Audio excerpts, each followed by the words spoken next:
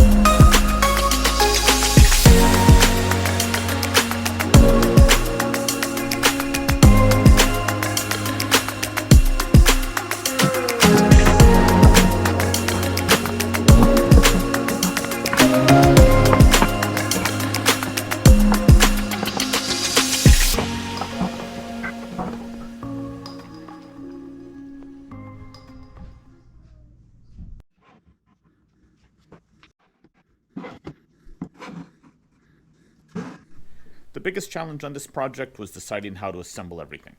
I knew that I didn't want fasteners visible, but beyond that I really didn't know what I was going to do. I started by choosing the locations for the dowels, and then transferred them to both the top and the bottom. If I did this again, I would probably need to figure out a better way to transfer the dowel holes to the slats. As you'll see, even the smallest error ended up causing issues with the assembly. I might also come up with a better way to use the drill press for this, but for now I managed to make it work with dowel alignment pins and a drill.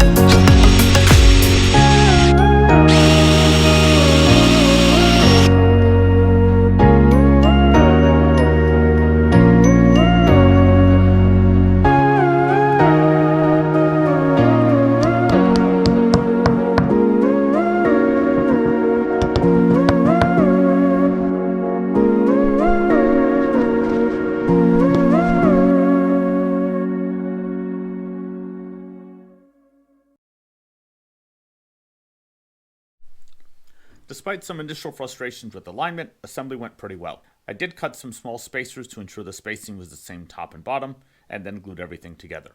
This is where all the time spent milling and batch cutting everything really paid off. Everything was identical in terms of size and length.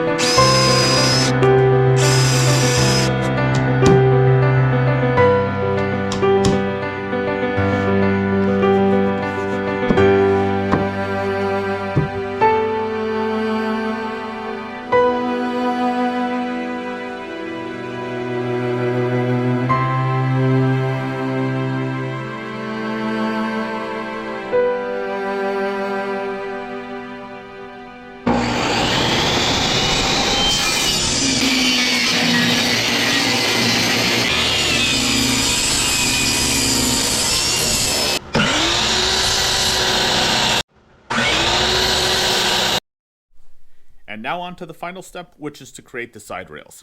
I did end up adding supports to this because I was afraid the longer boards would warp or sag over time.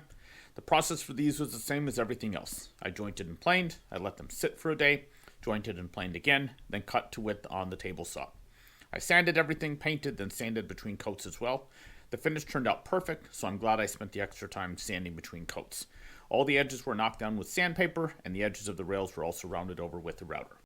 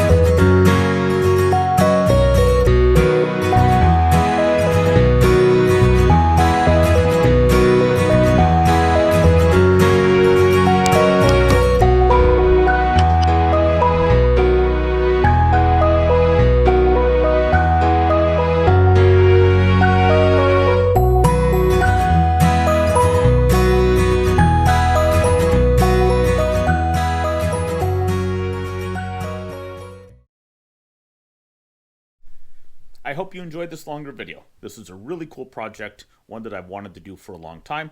And I also in this video wanted to show the individual steps and some of the challenges with a project like this. I actually think this is a great beginner project, despite some of the time it took and some of the challenges. If you've got questions or suggestions, please let me know. As always, thanks for watching, and I'll see you on the next one.